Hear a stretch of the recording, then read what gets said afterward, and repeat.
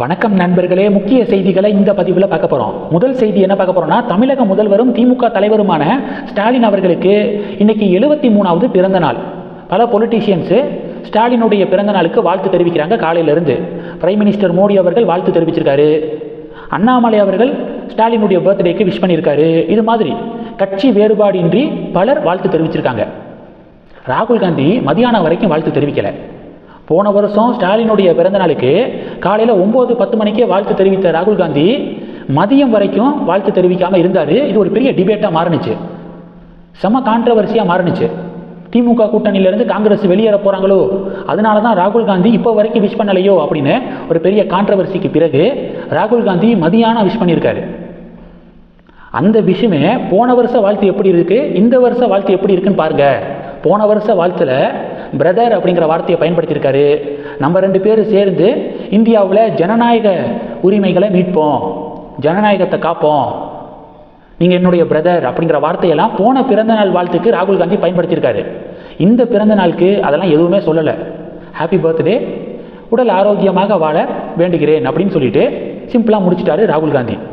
அப்போ போன வருஷம் ஒரு மாதிரி விஷ் பண்ணியிருக்கீங்க, இந்த வருஷம் சும்மா சாதாரணமாக விஷ் பண்ணியிருக்கீங்களே அப்படிங்கிற கான்ட்ரவர்சியும் நடந்துக்கு இருக்கு. சரி, ஸ்டாலின் அவர்களுடைய பிறந்த நாளில் ஒரு புதிய சிக்கல் திமுகவுக்கு. பிரதமர் எந்த மாநிலத்துக்கு போகிறாரோ அந்த மாநில முதல்வர் பிரதமரை நேரடியாக வந்து வெல்கம் பண்ணுறது புரோட்டோகால், மரபு. கட்சி சார்ந்த நிகழ்ச்சிக்கு வந்தாலும் பிரைம் மினிஸ்டர் ஒரு மாநிலத்துக்கு வரும்போது மாநில முதல்வர் அப்படிங்கிற முறையில் வெல்கம் பண்ணணும், கட்சி சார்ந்த நிகழ்ச்சியாக இருந்தாலும். ஆனால் பிரைம் மினிஸ்டர் இன்னைக்கு மதுரைக்கு கட்சி சார்ந்த நிகழ்ச்சிக்காகவும் வந்திருக்காரு, நிறையா மக்கள் நல திட்டங்களை தொடங்கி வைப்பதற்காக வந்திருக்காரு, அரசு நிகழ்ச்சிக்காகவும் வந்திருக்காரு, அரசியல் கட்சி நிகழ்ச்சிக்காகவும் வந்திருக்காரு. இன்னைக்கு புதுச்சேரி மற்றும் தமிழகம் ரெண்டையும் சேர்த்து 7100 கோடி ரூபாய் மதிப்பிலான திட்டங்களை தொடங்கி வைக்கிறாரு பிரைம் மினிஸ்டர். எவ்வளோ பெரிய விஷயம். அப்போது முதல்வர் அப்படிங்கிற முறையில் ஸ்டாலின் அவர்கள் வெல்கம் பண்ணியிருக்கணும்ல. தமிழ்நாட்டுக்கு மட்டும் 4400 கோடி ரூபாய் மதிப்பிலான திட்டங்களை தொடங்கி வைக்கிறாரு பிஎம். இந்த அரசு நிகழ்ச்சியில் முதல்வர் ஏன் கலந்துக்கணும்ல. சரி, நீங்கள் நேரடியாக போய் வெல்கம் பண்ணலை, ஓகே, அரசு நிகழ்ச்சியிலையாவது அட்லீஸ்ட் கலந்துக்கணும்ல அப்படின்னு சொல்லிட்டு இப்போது பொதுமக்கள் பாஜகவினர்கள்லாம் திமுகவுக்கு செக் வைக்கிறாங்க. இது ஒரு பெரிய சிக்கலை ஏற்படுத்தியிருக்கு திமுகவுக்கு. ஒன்று. ரெண்டாவது என்ன பார்க்க போகிறோம், ஆயுதப்படை டிஜிபியாக இருந்த டேவிட்சன் தேவாசீர்வாதம் இருக்கார்ல, அவரை லஞ்ச ஒழிப்புத்துறை இயக்குநராக இடமாற்றம் செஞ்சுருக்காங்க தமிழக அரசாங்கம். லஞ்ச ஒழிப்புத்துறையுடைய டைரக்டராக அப்பாயிண்ட் பண்ணியிருக்காங்க. இது ஒரு பெரிய டிபேட்டாக மாறி இருக்கு. சமீபத்தில் தான் நீதிமன்றம் KN நேருவுக்கு எதிராக வழக்கு பதிவை செய்து விசாரணையை தொடங்குங்க அப்படின்னு சொல்லிட்டு உத்தரவு போட்டிருந்தாங்க. சமீபத்தில் தான் அமலாக்கத்துறை KN நேருவுக்கு எதிராக டிஜிபிக்கு தொடர்ந்து பல கடிதங்கள் எழுதினாங்களே, இந்த விவகாரத்தில் தான் கோர்ட்டு லஞ்ச ஒழிப்புத்துறைக்கு இந்த உத்தரவை பிறப்பிச்சிருந்தாங்க.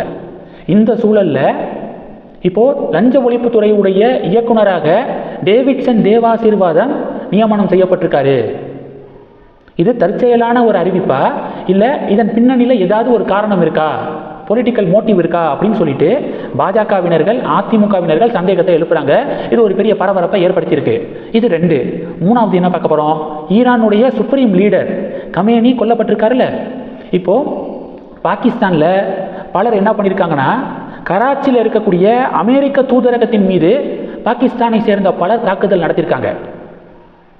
உடனே இராணுவ படை அந்த போராட்டக்காரர்கள் மீது துப்பாக்கி சூடு நடத்தினதில் குறைந்தது 8 பேர் இறந்து போயிருக்காங்க. சம்பவ இடத்திலேயே 30 பேர் படுகாயம் அடைஞ்சிருக்காங்க அப்படின்னு சொல்லிட்டு ஒரு செய்தியை பார்க்குறோம். அமெரிக்காவுடைய தூதரகம் இருக்குல்ல, இப்போ கராச்சியில் இருக்கக்கூடிய அமெரிக்க தூதரகம் அப்படின்னா இதற்கு பாதுகாப்பு பணி யாருடைய பொறுப்பு? காம்பவுண்டுக்கு வெளியில் பாகிஸ்தான் போலீஸு பாதுகாப்பு கொடுப்பாங்க. காம்பவுண்டுக்கு உள்ள அமெரிக்காவுடைய இராணுவ படை, ஆங்கிலத்தில் சொல்லணும்னா US மெரைன் செக்யூரிட்டி கார்ட்ஸ் வந்து பாதுகாப்பு பணியில் இருப்பாங்க. காம்பவுண்டுக்கு வெளியில் யார்? பாகிஸ்தான் போலீஸு, காம்பவுண்டுக்கு உள்ள அமெரிக்காவுடைய இராணுவ படை. போராட்டக்காரர்கள் என்ன பண்ணியிருக்காங்க, காம்பவுண்டுக்கு வெளியிலவே நின்று அமெரிக்காவுக்கு எதிராக கோஷம் போட்டிருந்தா பிரச்சனை வந்திருக்காது. இவங்க பாகிஸ்தான் போலீஸெல்லாம் தள்ளி விட்டுட்டு உள்ள தூதரத்துக்குள்ளே நுழைஞ்சு அங்கே இருக்கக்கூடிய கண்ணாடி எல்லாத்தையும் அடித்து நொறுக்கியிருக்காங்க. இதன் காரணமாக அமெரிக்க இராணுவ படை ஓப்பன் ஃபயர் பண்ணதில் பலர் இறந்து போயிருக்காங்க அப்படிங்கிற செய்தி பெரிய பரபரப்பை ஏற்படுத்தியிருக்கு. இந்த செய்திகளை பற்றி உங்களுடைய பார்வைகளை மறக்காமல் கமெண்ட் பண்ணுங்கள். தொடர்ந்து கணக்கில் இருங்க, அடுத்தடுத்து நிறையா பதிவுகளை பார்க்க போகிறோம். நன்றி. ஜெய் ஹிந்த்.